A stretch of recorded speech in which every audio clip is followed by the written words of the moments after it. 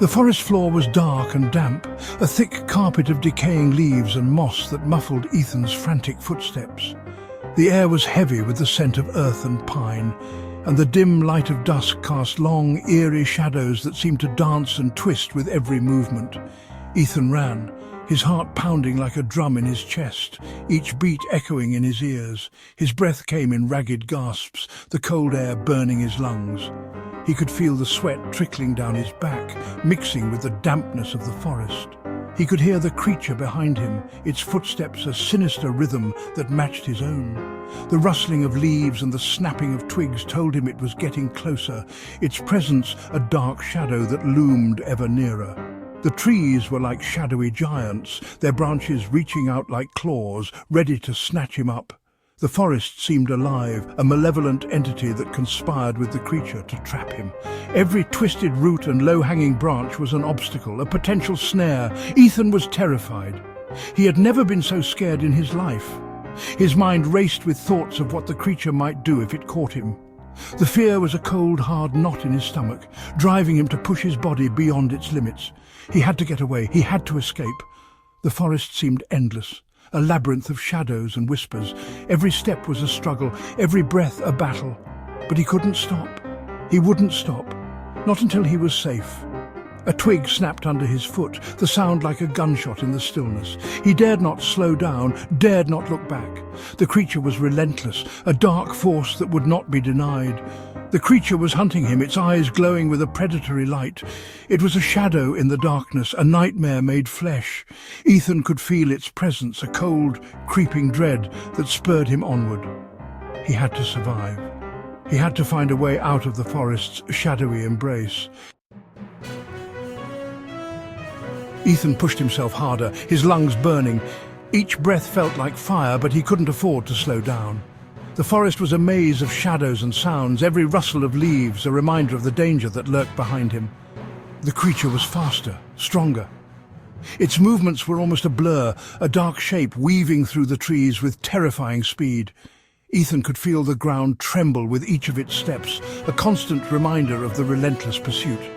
He could hear its heavy breathing, smell its musky odor. The scent was overpowering, a mix of earth and decay that made his stomach churn. The fog in the forest seemed to thicken, adding an eerie atmosphere to the already tense chase. The forest was getting thicker, the trees closer together. Branches clawed at his clothes, and the underbrush seemed to conspire against him, slowing his progress. He had to be careful with every step, avoiding the pitfalls that could trip him up. Ethan dodged roots and rocks, his fear lending him speed. His feet barely touched the ground as he leapt over obstacles, his mind racing as fast as his legs. He knew one misstep could mean the end. He couldn't outrun it forever. The creature was relentless and Ethan's energy was waning. He glanced back, catching a glimpse of its glowing eyes, and felt a surge of adrenaline. He had to keep going, had to find a way to escape. He needed a plan, a way to lose it. Stopping for a moment, he pressed his back against a tree, trying to calm his racing heart. He scanned the forest, looking for anything that could give him an advantage, a place to hide or a path to take.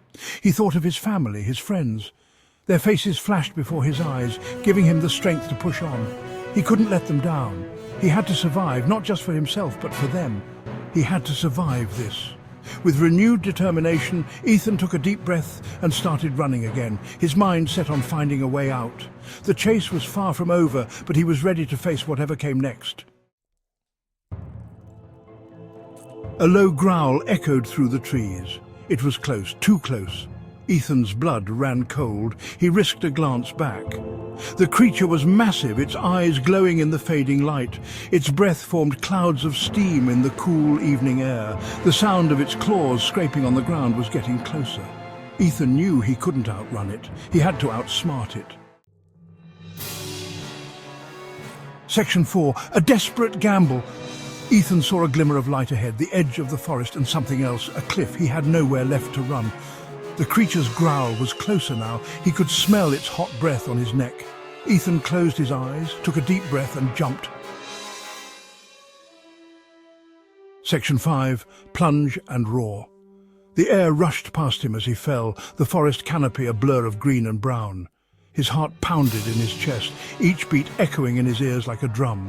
He had no time to think, only to react. The river was a ribbon of moonlight far below, winding its way through the darkened landscape like a silver serpent. It seemed so peaceful from above, a stark contrast to the chaos of his fall. He hit the water with a bone-jarring splash, the cold shock of it stealing his breath away. The impact sent waves crashing around him, and for a moment he was disoriented, unsure which way was up. Ethan struggled to the surface, gasping for air, his lungs burning with the effort. The water was frigid, numbing his limbs, but he forced himself to keep moving, to keep fighting. He could hear the creature's roar of frustration from above, a chilling reminder of the danger that still lurked. The sound echoed through the night, a haunting cry that sent shivers down his spine. The current was strong, pulling him downstream with relentless force. He fought to stay afloat, his muscles aching with the effort.